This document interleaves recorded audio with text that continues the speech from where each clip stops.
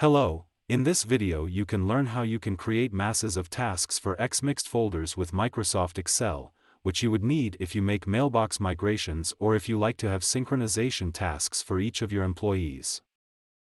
I'm assuming you've already connected ExMixedFolders to Exchange with an account that is able to use impersonation and have a task that you want to replicate for other mailboxes.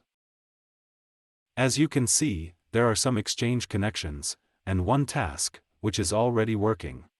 In this sync task I created already a bidirectional synchronization which is maintaining a copy of one public folder in a mailbox of a user.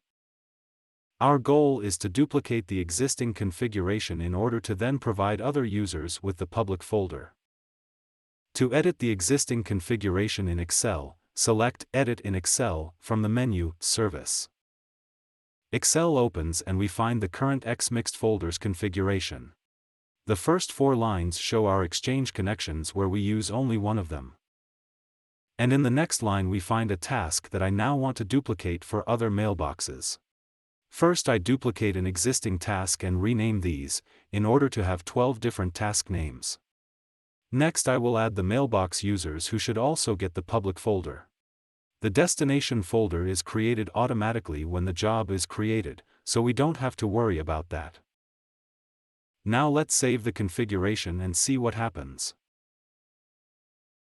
ExMixedFolders reads the Excel sheet and creates the corresponding tasks as you can see here. The missing target subfolders in the user mailboxes have already been created in the background and we are now ready to start the service with the new configuration. That's all for now.